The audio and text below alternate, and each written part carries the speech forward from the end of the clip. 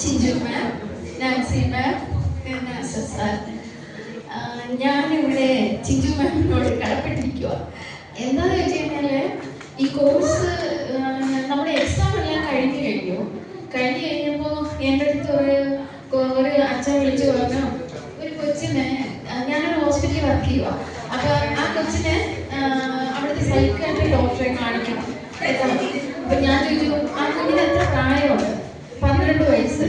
അപ്പൊ ഡോക്ടേഴ്സിനൊക്കെ അറിയായിരിക്കും psychiatry medicine കഴിച്ചു തുടങ്ങി കഴിഞ്ഞാൽ പിന്നെ ആ കൊച്ചിന് പിന്നെ ആ മെഡിസിൻ തന്നെ കൊടുത്തുകൊണ്ടിരിക്കണം, അല്ലെങ്കിൽ അത് ക്യൂർ ആകാൻ ഭയങ്കര ബുദ്ധിമുട്ടാണ് എന്നാൽ എനിക്ക് മനസ്സിലാവുന്നത് ഡോക്ടേഴ്സിനൊക്കെ അറിയായിരിക്കും എന്ന് പ്രതീക്ഷിക്കുന്നു.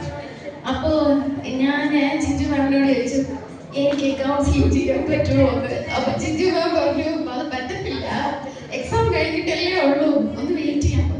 പക്ഷെ ഇവരെന്തെങ്കിലും നിർബന്ധിച്ചുകൊണ്ടിരിക്കുക, ഈ കൊച്ചിനെ എന്ത് ചെയ്യണോ ഒരു ഐഡിയ ഇല്ല. അപ്പോൾ ഞാൻ രണ്ടും കേൾപ്പിച്ചു. എന്നാൽ ഞാൻ കൊച്ചിനെ എൻ്റെ അടുത്ത് കൊണ്ടുവരാൻ പറഞ്ഞു. അങ്ങനെ ആ കൊച്ചിനെ എൻ്റെ അടുത്ത് കൊണ്ടുവന്നു. പക്ഷേ ആ കൊച്ചിനോട് ഞാൻ ഇച്ചിരി സംസാരിച്ചു കുറച്ച് സമയം. പക്ഷെ ചിഞ്ചു മാമിൻ്റെ ഓർഡർ ഉണ്ടല്ലോ ഇപ്പോഴൊന്നും ചെയ്യരുത്. അപ്പൊ ഞാൻ ഒന്നും പറ്റില്ല. പിന്നെ കൊച്ചിനോട് ഞാൻ ഇങ്ങനെ കൂളായിട്ട് സംസാരിച്ച് കഴിഞ്ഞപ്പോഴേ എനിക്ക് മനസ്സിലായി ആ കൊച്ചിന് മെഡിസിൻ ഒന്നും വേണ്ട. ശരിക്കും അതിനൊരു ബാഡ് ടച്ച് അതിനുണ്ട്, ആ കുട്ടിക്ക് കിട്ടിയിട്ടുണ്ട്. അതാണ് അതിൻ്റെ ശരിക്കും പ്രശ്നമെന്ന് മനസ്സിലായി.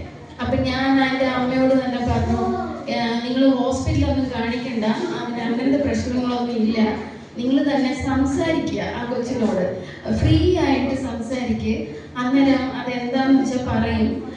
ഇപ്പൊ എന്നോട് അതിന് പറയണമെന്ന് ഇച്ചിരി ബുദ്ധിമുട്ടുണ്ട്, കാരണം ഞാൻ ആദ്യമായിട്ട് കാണുമല്ലേ ആ കൊച്ചിനെ. അപ്പൊ നമ്മളോട് ഓപ്പൺ ആയിട്ട് പറയത്തില്ലല്ലോ.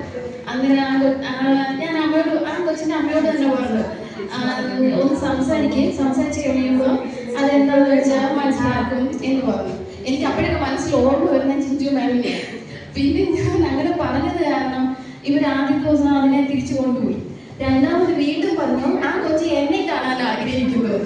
അപ്പൊ ഞാൻ പറഞ്ഞു, എന്നാ വന്ന് കണ്ടോട്ടെ, കുഴപ്പമില്ല എന്ന് പറഞ്ഞു.